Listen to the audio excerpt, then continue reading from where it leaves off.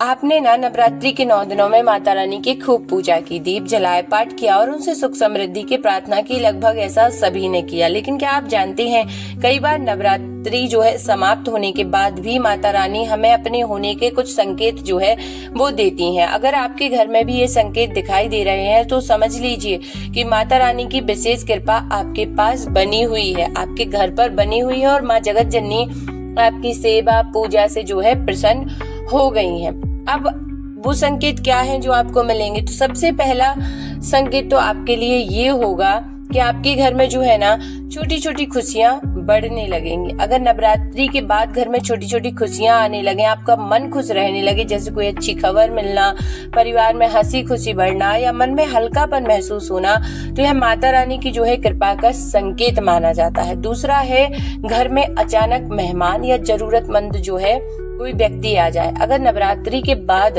आपके घर में अचानक कोई मेहमान या कोई जरूरतमंद व्यक्ति आए तो उसे हल्के में मत लीजिए। कहा जाता है कई बार देवी अपने भक्तों की परीक्षा लेने के लिए किसी भी रूप में आती है, इसलिए ऐसे लोगों की सेवा करना पुण्य का काम होता है। तीसरा संकेत है, घर के पूजा स्थान पर आपका ध्यान जो है बार बार आ जाएगा।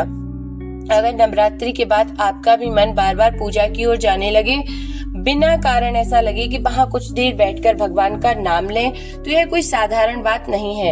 ये माता रानी की कृपा का ही संकेत होता है, जो अपनी भक्ति से भक्त को अपनी ओर जो है खींच लेती हैं। फिर चौथा संकेत है, सुबह के समय घर के आसपास पक्षियों का कलरव।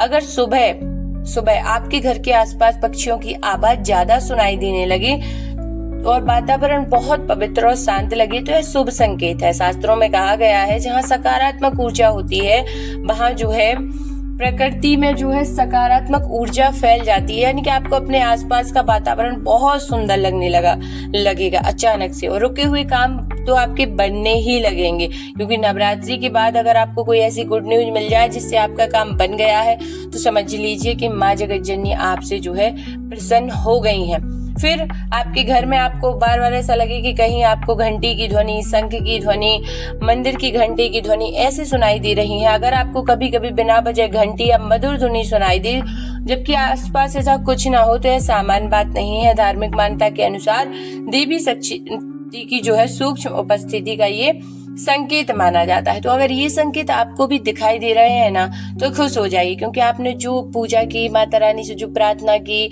उसका फल जो है आपको मिलने वाला है। और इन्हीं छोटे छोटे संकेतों को समझकर आपको करना क्या है कि आपको माँ भगवती की आराधना छोड़नी नहीं है, उनकी आराधना करनी है। जैसे भले आप जितनी आपने 9 दिन की उतनी ना कर पाए, लेकिन आप जितना कर पाए उनका नाम जाप, दीप प्रज्वलित आदि जो भी काम है वो आप जरूर करें, ताकि माँ जगत जननी की कृपा आप पर और बरसती रहे।